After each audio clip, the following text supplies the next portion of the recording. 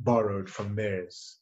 Uh, So there will always be a connection or a need from Belgium somewhere or another. Here's the glimmer of hope, right? This is what I'm hoping students today are able to leverage. The internet is a powerful tool. yes, yes, it is. And we're talking about not just seeing your classroom for what it is, but having the opportunity to compare what is happening in other classrooms. And with that, we're hoping that people would be able to see the gaps, see the discrepancy between what's happening in their world and what's happening in other people's worlds, and try and find a hybrid situation. So not a drastic shift, because that's like you're going to go against the system. But incremental shifts towards a mutually agreed upon, or some form of consensus between the teaching body and the student, because one cannot exist without the other, right? And we need to stop thinking in our African contexts that the teacher is a puppet master, right? And the student is the subordinate. That structure is flawed.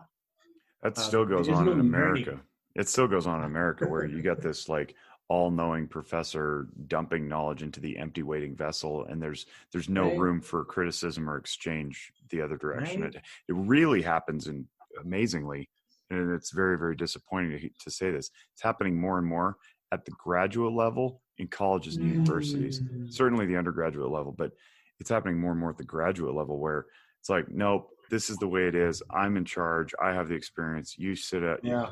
talk about shut up and listen, but it's shut up and listen in an authoritarian way, out of ego. It's not out of humility. It's really frightening. So yeah, but you're right. Like the wonders of technology really, really are wonders. And as much as we want to demonize them and say social media is toxic and all this stuff, it's like, well, no, it's just a tool.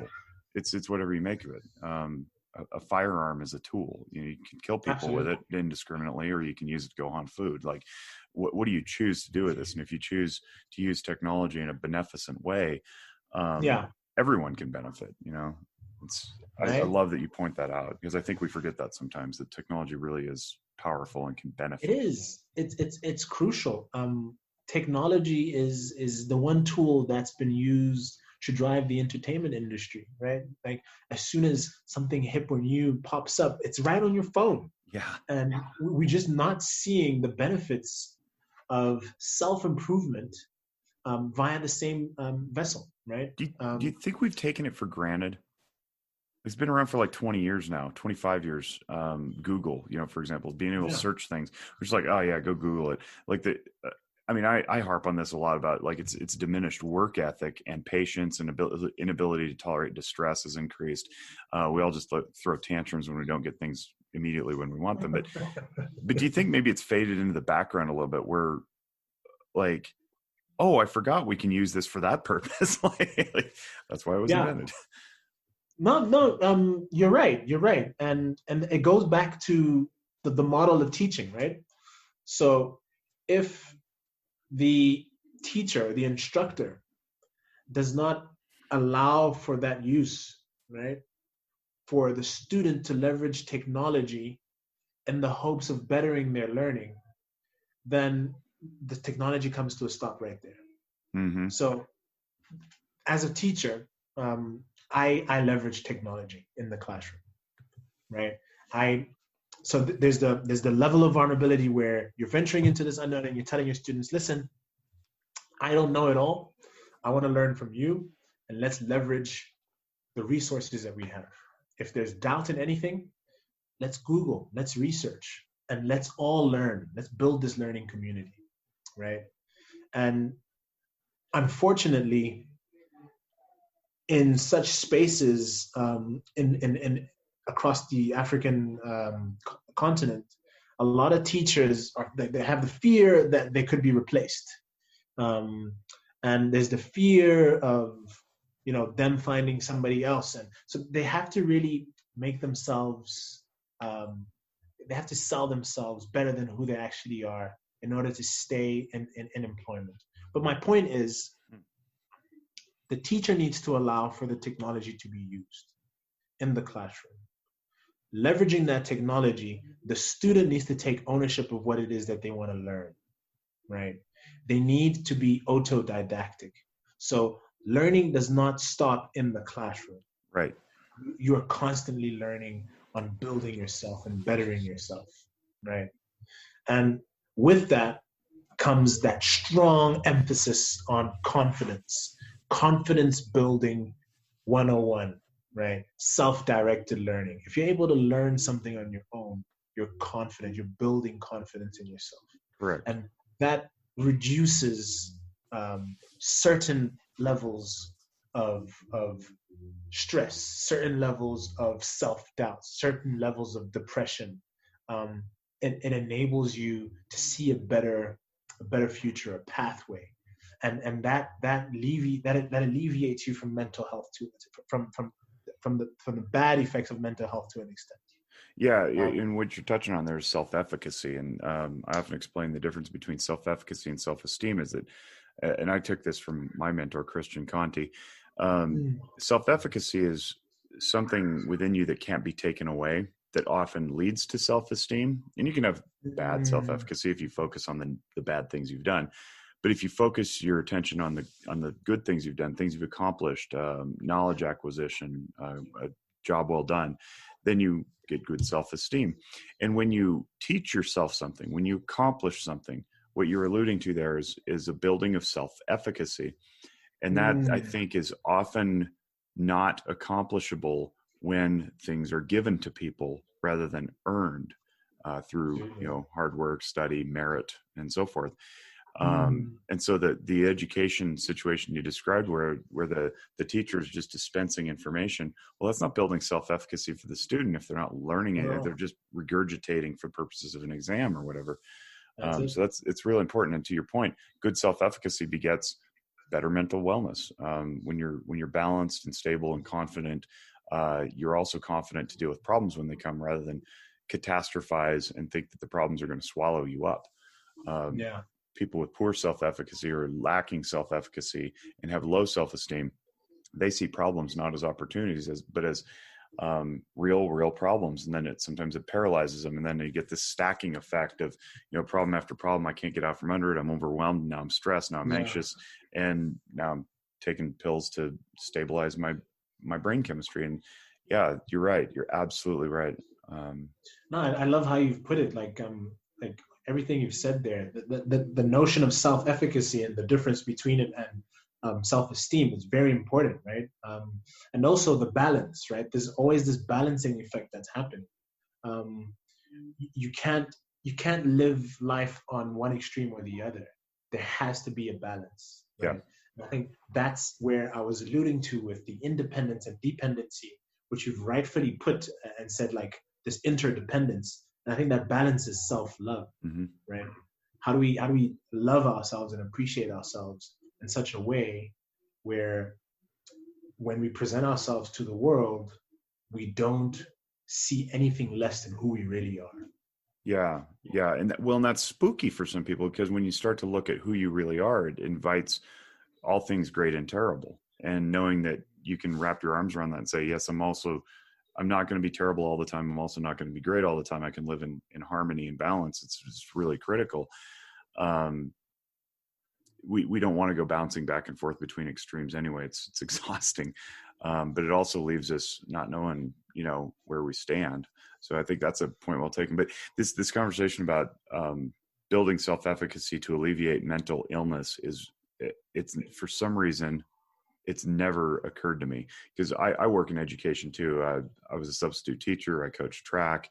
And now I'm chairing this board of directors for a new charter school here in Northern Nevada. And so we're opening this August, actually, just in a couple of weeks. And my 5-year-old is going to be in the inaugural kindergarten class. So I'm excited. But yeah, we talk about social and emotional learning.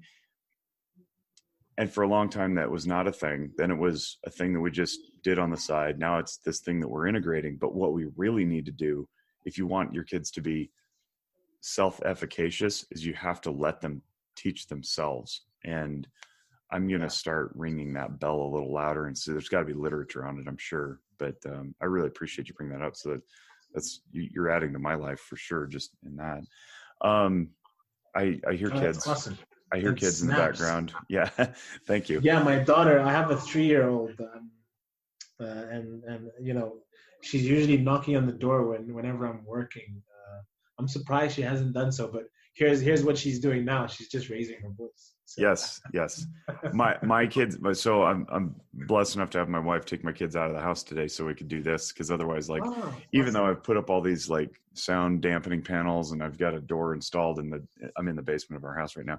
The sound just echoes. Like it's crazy echo. So if the kids are home, I'm hearing it, and if I'm in a meeting or with a client or in a podcast, they're hearing it too. So they're gone right now to a doctor's appointment. But anyway, my point of bringing that up is I know it's dinner time, your time. I want to let you go. Thank you so much for being a part of this. It's been a true blessing for me. I want to ask one thing. I've been doing this for the last several weeks now, is I ask our guests, what's one thing you want to leave the audience with before you sign off? Oh, wow. Yeah, just one. Yeah, just one. Yeah, just one. It's simple. Make it just good. One. Don't disappoint us. Jake, thank you so much. Our conversation before going live was great, getting to know you and the work that you're doing in the space of mental health. And our conversation now, I've learned a lot from you. Like I really, really have. And I'm also going to start thinking more about this self-efficacy and self-esteem and how this could actually, build onto something greater and the plugins into mental health. Leaving the audience with one thing. My question that I always ask myself is, did I do something different today? Because it's that change that we're talking about, right? That unknown.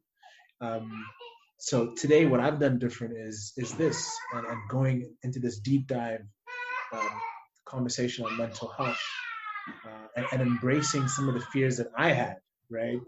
A lot of the things that I spoke about, and there's a great sense of further security now within myself because I've brought these things up and I've spoken about it. I'll ask the audience, like, so, have you done something different today, and try and do something different every day.